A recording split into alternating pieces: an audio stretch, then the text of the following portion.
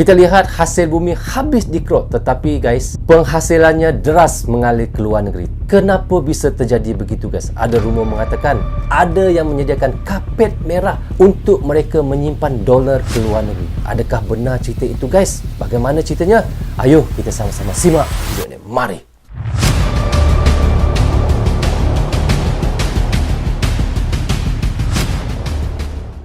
Assalamualaikum, apa khabar semua? Berjumpa lagi kita di dalam Rozul Channel guys. Apa khabar anda orang Indonesia, dan di seluruh Nusantara? Apa khabar anda semua? Jika sehat, Alhamdulillah, itulah sebaiknya rezeki Allah berikan kepada kita, iaitu kesihatan dan umur yang panjang. Okey guys, hari ini saya mahu menyaksikan satu video daripada channel iaitu Teropong Nusantara. Judulnya adalah Memalukan Negara Ini Tidak Terima Jokowi Stop Ekspor Nikel Boksit. Begitulah kata judulnya guys. Apa yang kita lihat guys, selama ini hasil bumi habis dikerok, penghasilannya deras mengalir ke luar negeri. Kenapa bisa terjadi begitu guys? Itu yang kita agak hairan ya. Dan ada sebenarnya yang mengizinkan untuk mereka menyimpan dolar mereka ke luar negeri. Benarkah berita itu guys? Bagaimana, kenapa bisa terjadi begitu? Itulah kerana kita lihat bagaimana sekarang ini sehingga Indonesia mahu membuat undang-undang baru bagi eksportir yang ada di dalam negeri Indonesia ya. Sehingga pemerintah mahu memberikan iaitu insentif bagi mereka yang lebih lama menyimpan wang mereka di dalam negeri Indonesia. Tetapi ada yang mengatakan perkara itu tidak efektif. Lama-kelamaan juga mereka akan tetap mengeluarkan wang itu, dolar itu, dan akan menyimpan ke luar negeri. Dan ada juga cadangan mengatakan setiap eksportir diwajibkan menukarkan 25% dolar mereka kepada rupiah kerana itu lebih efektif lagi untuk tukar nilai wang rupiah. Jadi bagaimana ceritanya guys? Saya mohon kepada teman-teman tonton video ini hingga habis agar kita tidak gagal faham apa yang disampaikan oleh Teropong Nusantara. Dan selepas itu di hujungnya saya akan memberi sedikit komentar. Tanpa basa-basi dan berlengah lagi, ayo kita sama-sama tonton Direction bersama dengan Rozul Channel. Mari. Strategis, benar melakukan intervensi seperti itu. Sehingga ekosistem besar yang ingin kita bangun jadi. Inilah yang terus saya mati-matian ini harus jadi. Karena inilah yang akan melompatkan kita, meloncati leapfrog menuju ke peradaban yang lain. Siasati kecurangan eksportir Jokowi teken undang-undang baru. Sudah sering berkali-kali saya sampaikan, dunia sekarang ini berada pada ketidakpastian yang tinggi. Tapi kalau kita punya persiapan amunisi, ini akan berbeda. Sehingga betul-betul APBN kita APBN yang berkelanjutan. Ketahanan energi ini terus harus diperbaiki. Kita telah memiliki misalnya ketahanan energi B30, nanti tingkatkan menjadi B40. Sehingga kita betul-betul kuat dalam hal ketahanan energi.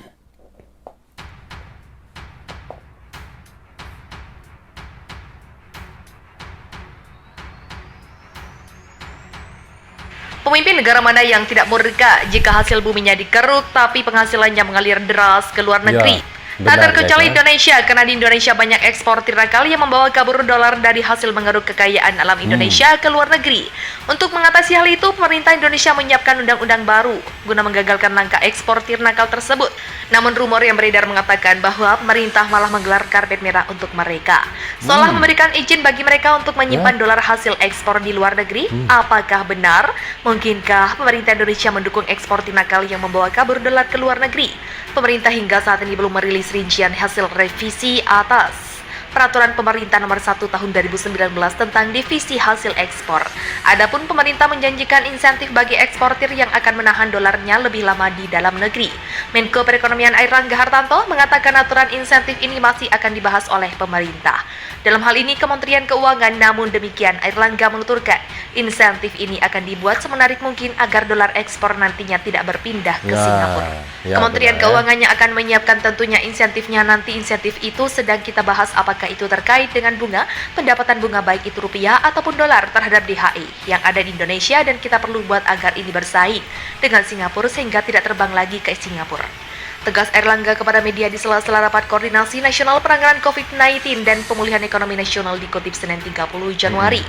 Selama ini banyak eksportir yang membawa kabur dolarnya ke luar negeri. Salah satu tujuan favoritnya adalah Singapura. Dengan kebijakan ini, Menteri Airlangga berharap eksportir tidak lagi bergantung kepada perbankan di Singapura. Menurut Airlangga, keputusan menahan dolar selama 3 bulan diambil setelah melihat situasi sekarang ini, di mana banyak negara dunia yang menghadapi stagflasi, inflasi tinggi, pertumbuhan ekonomi rendah, bahkan negatif seperti AS. Di sisi lain, tingkat suku bunga acuan di negara maju masih terus meningkat.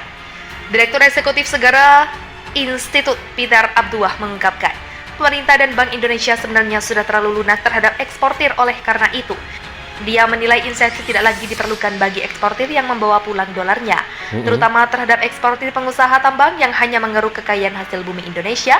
Mereka sudah terlalu enak tanpa perlu banyak kerja keras mendapatkan semua DHI. Seharusnya pemerintah tidak perlu sibuk memikirkan insentif apa untuk mereka, tegasnya Senin 30 Januari. Dia pun menilai kebijakan menahan dolar eksportir dalam waktu 3-6 bulan tidak akan efektif. Pada akhirnya dolar juga akan berpindah ke luar negeri. Menurutnya, revisi aturan ini seharusnya diikuti oleh kewajiban menukarkan dolarnya ke dalam rupiah. Misalnya, dia mencontohkan 25% dari hasil ekspor wajib dikonversi ke rupiah. Dengan kewajiban ini tidak perlu berbagai insentif dan akan efektif langsung menambah cadangan devisa, yang artinya langsung efektif bisa digunakan untuk stabilisasi nilai tukar rupiah, ujarnya. Menteri Keuangan Sri Mulyani Indrawati mengungkapkan insentif akan diberikan kepada eksportir yang menempatkan devisanya di dalam negeri. Namun dirinya tidak memastikan apakah bentuknya disalurkan dalam insentif pajak. Mengenai skema untuk insentifnya selama ini sudah kita berikan kalau dia tetap di Indonesia lebih dari 6 bulan atau sampai 12 bulan itu tadi dari pajak untuk stay di sini, dan returnnya dari BI juga akan melakukan secara kompetitif sehingga mereka tidak merasa kehilangan opportunity dari dana devisa yang dia miliki. Juga kita menghormati itu, terang Sri Mulyani. So, okay guys, kita sudah pun mereaction tadi daripada channel iaitu Teropong Nusantara. Bagaimana katanya judulnya adalah memalukan negara ini tidak terima Jokowi stop ekspor nikel dan boksit. Apa yang kita lihat guys, hasil bumi di Indonesia dikerok, diambil, tetapi wangnya semuanya disimpan ke luar negeri iaitu di Singapura. Tetapi kita lihat di situ rumor mengatakan ada yang mengizinkan dan ada yang memberi kapet merah untuk mereka dan mengizinkan mereka untuk menyimpan wang ke luar negeri. Jadi di situ kita lihat Indonesia mahu membuat satu undang-undang baru kepada mereka guys. Benda itu masih lagi dibahas oleh pemerintah. Jadi saya fikirkan apa yang mahu dilakukan oleh pemerintah itu adalah sangat betul jika dilakukan undang-undang baru ataupun dibuat undang-undang baru untuk mereka yang menyimpan wang ke luar negeri. Dan sampai kita lihat pemerintah sampai mahu memberikan insentif kepada mereka jika ada yang menyimpan wang ke dalam Indonesia dengan lebih lama lagi. Itu yang mahu dilakukan oleh pemerintah, tetapi katanya benda ini masih lagi dibahas oleh pemerintah. Jadi guys, apa yang menyebabkan eksportir ini menyebabkan mereka suka ataupun mahu menyimpan wang ke luar negeri berbanding ke dalam Indonesia? Kita semua tahu iaitu Singapura. Kita tahu ia menawarkan dividen yang sangat tinggi, keuntungan yang sangat tinggi sesiapa yang menyimpan wang ke dalam bank-bank mereka. Jadi kerana itu kita tahu itu yang mendorongkan banyak eksportir yang menyimpan wang mereka ke luar negeri. Itulah sebab.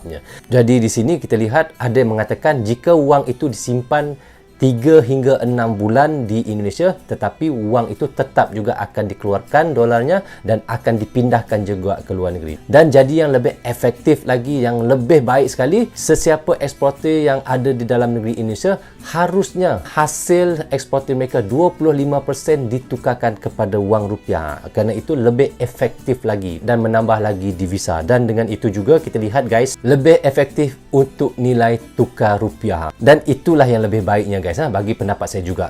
Kalau 25% itu tidak cukup, tambahkan jadi 50%. Diwajibkan menukarkan 50% kepada wang rupiah. Bagi saya lah, tetapi kita tidak tahu bagaimana guys. So okay guys, rasanya sampai di sini saja untuk reaction sekali ini. Semoga manfaat untuk saya menonton dan reaction bersama dengan anda. Terima kasih kepada anda yang sentiasa mendukung Brozo Channel. Tanpa dukungan, tanpa tontonan teman-teman, tiadalah Brozo Channel di dalam YouTube ini. Bagi anda yang suka dengan cara reaction, anda boleh klik dan subscribe dan klik tombol loceng tanda dukungan anda kepada saya. Maaf andanya ada tersilap kata dan tersilap cakap kepada anda semua. Assalamualaikum, goodbye, bye-bye.